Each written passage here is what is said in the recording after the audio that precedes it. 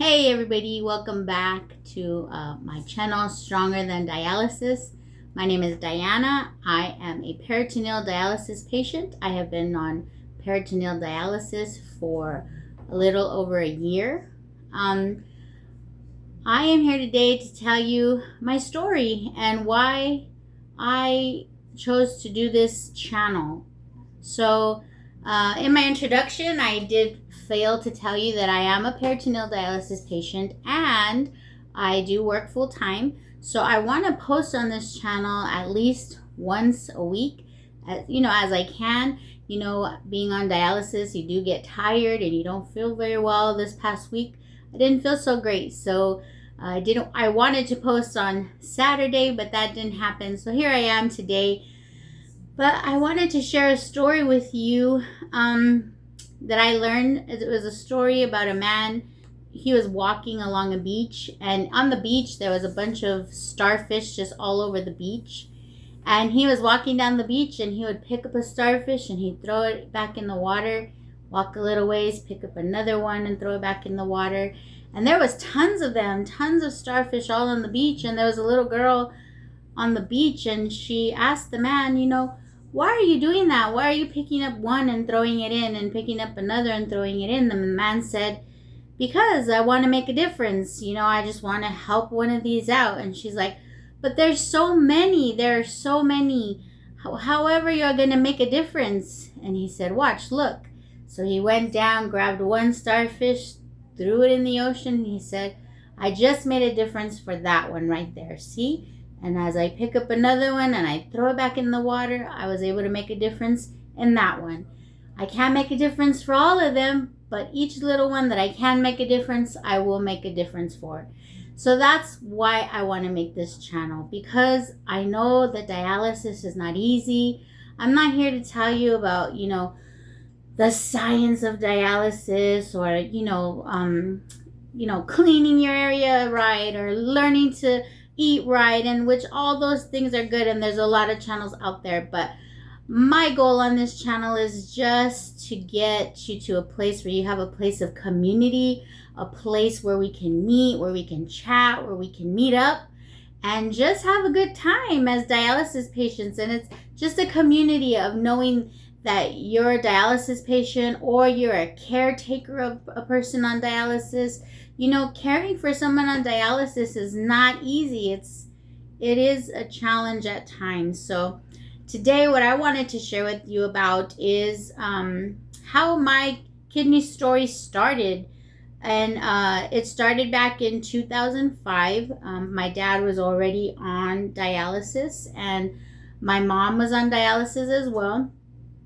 But I was 27 years old and I was about to have my first baby ever. First baby. So excited. I was ready to just be a mom. I was married and we were taking care of my parents at the time. And so when I was 6 months pregnant, the doctor, I went to go see, what the baby was, boy or girl, what was happening. And the doctor was very surprised, and there was silence, just silence in the room. And I began to worry, and they wouldn't say nothing. And then more and more, people would come into the room and they wouldn't say nothing. And they finally told me that they had to send me to a different hospital, a bigger hospital where there was more equipment because something was wrong with my baby. And they didn't tell me anything until I traveled all the way to this big old hospital. And that hospital, they told me that my baby had some issues with his kidneys, and he was not creating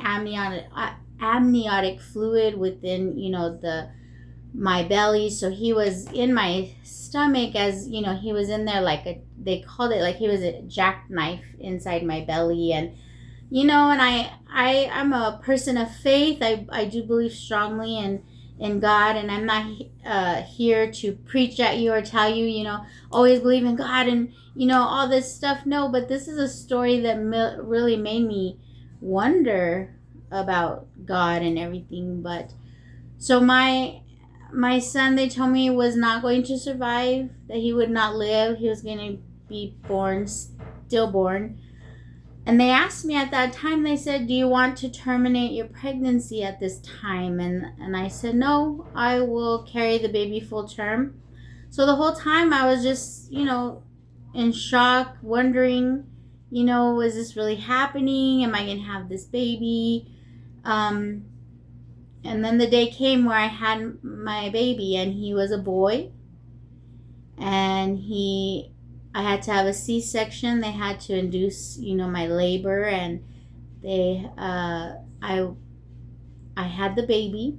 And when they pulled the baby out of me, I was just there because you have to lay on the table and you're just, you can't really move. And when I turned over to look at the baby, there was no crying, there was no sound.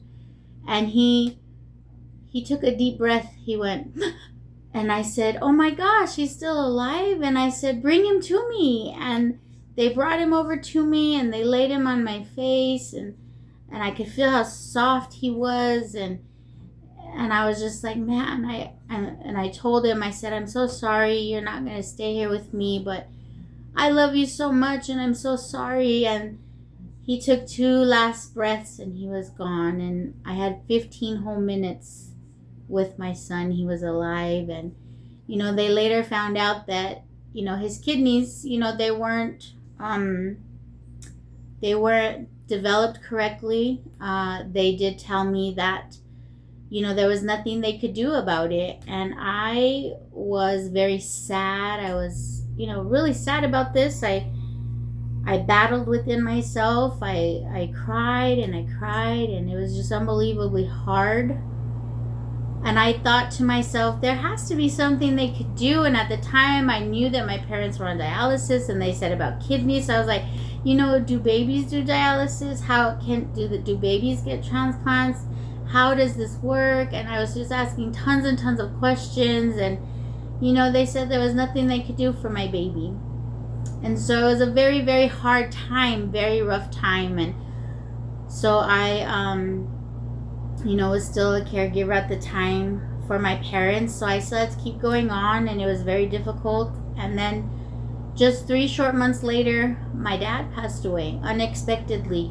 Just 3 months after my son, my dad passed away. And, he was feeling ill. He was not doing well. He was a Vietnam veteran, so he did have Agent Orange from Vietnam.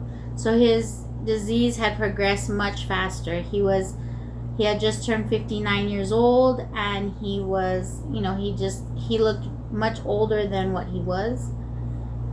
And then, just 3 months after my son passed away, my dad passed away. So here I was taking care of my mom, very sad and depressed about, my son, and then my dad. It was a very difficult time.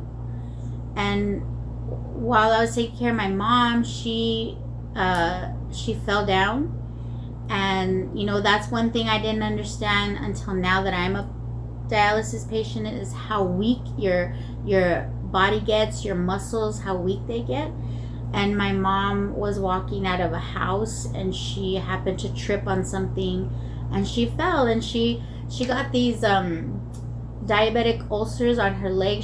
First they started off with a very small wound on her leg, and then those turned into these diabetic ulcers, and the doctors went in and they scraped them, and then the wound got bigger and bigger, and both her legs, it looked like a dog had bitten them, had tore them apart. And then I would have to take her weekly, and they would have to inject her legs, and I would have to watch her go through so much pain. And it was a very difficult time for her. And she was mourning for my dad, and she had been with him for so long, and it was a very difficult time for her. And I didn't know how to help her. I was only 28 at the time. I was 27 when I had my son, and he passed away. And then my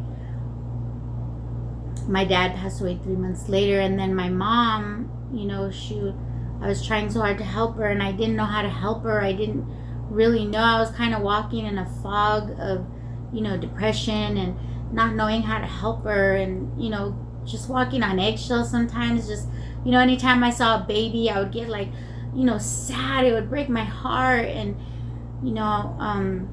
it was just a very difficult time. And then my mom ended up getting gangrene in her leg. So they had to amputate her leg. It was her right leg. And then, I was hopeful. I told her, Mom, we're going to get through this. You're going to just, you're going to get a prosthesis, and we're going to learn how to walk again, and we're going to be healthy again. And, she was like, yes, that's, she was trying her hardest. And, after the surgery with my mom, where they amputated her leg, she ended up passing away the next day. I was at the hospital with her when she passed away. It was just very hard time in my life. And those 3 deaths just came back to back. First, it was my son. He passed away July 25th of 2005, and 3 months later my dad passed away in October of 2005, and then just 1 year later my mom passed away in December of 2006. So going through all of that, that I went through, it was very painful time, very, very, very painful.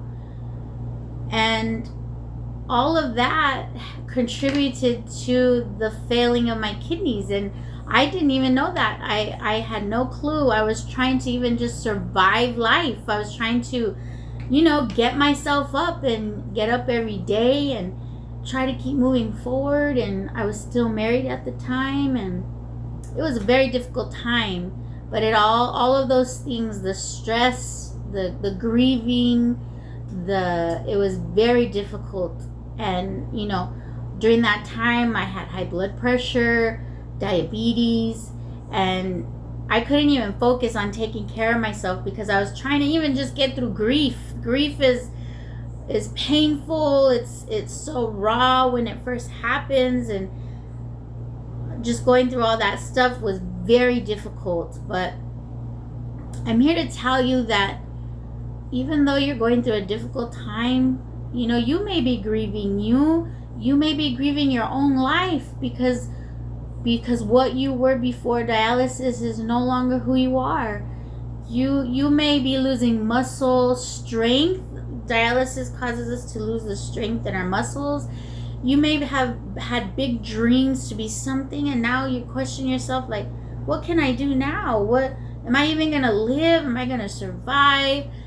But listen, I'm here to tell you that I went through all those things, and I'm sharing my story with you to tell you there is light at the end of the tunnel. I am a peritoneal dialysis patient. When I became that dialysis patient, I cried. I couldn't believe it. I had felt like I failed because I didn't want to be like my parents, but here I was in the dialysis center having to get dialysis. But this community here is to help you, to give you some encouragement, to let you know that, hey, I see you. You're on the other side of that camera, that phone, that iPad, that computer. I see you, and I just want to tell you that your life isn't over. You still have a chance to live, and every day that you wake up, it's another day to say, I'm going to do something positive. I'm going to make a difference in my family or my caretaker. Today I'm going to be an encouragement to my caretaker, or if you're a caretaker and some days your dialysis patient is not willing to cooperate, not wanting to do anything, or not that they're willing to cooperate, but in their own mind they're going through their own things. They're hurting, they're dealing with pain, they're dealing with great fatigue. A lot of fatigue comes with dialysis, but I'm here to tell you that we still have to keep living. And if it's just the small things, just the small things. So with all of that said, I just want to tell you that today, if you can do one thing different, if you can make yourself feel one thing different today about dialysis, it's just getting up and saying, what can I be grateful for today? because everybody on dialysis has a different level. There's some who can't even get out of bed, some who are still able to get out of bed and do things, some who are, able to still get up and, take care of themselves, or, some people are still like me where we're able to do dialysis still and work full time. And whatever your situation is, I want you to be able to just get up every morning and say, what are 3 things I can be grateful for? What are 3 things I can be grateful for? I have a roof over my head, maybe. I have breath in my lungs today. And I have a family who is here who cares about me. And maybe you don't even have that. Maybe you don't have that support. But now that you have found this channel is going to be that support for you. I want to be able to be that support, that help, that just lets you know that, hey, you are on dialysis. You might be waiting for a kidney. You might not even be able to be on the transplant list. But hey, you're still living. You have breath in your lungs. And I just want to let you know that I see you. And together we're going to build this community. I want to do meetups. I want to do Zooms. There's so many things that I want to do. I want to just meet up and have, play games. Just do something fun. I don't know. Just be creative and do something. But those things are all going to come within time. And I just wanted to share my story with you, about just my life and why I have empathy and why I have compassion for the dialysis community, the caregivers, because I've been on both sides. I've been a caregiver and I am also now a patient. So I just hope that this video encourages you today. There's so much more that's going to come. So let's continue to be stronger than dialysis every single day that you wake up. So that's my challenge for the next week. Before I post another video, get up and just say 3 things that you are grateful for. Just 3 things. And it could be even that, hey, you have a machine that you can even continue to live every day. Okay, so I hope that you are encouraged today, and I look forward to meeting every single one of you soon, okay? You guys have a great day. It's so good to talk to you. Take care. Have a good day. Bye-bye, dialysis warriors, kidney warriors.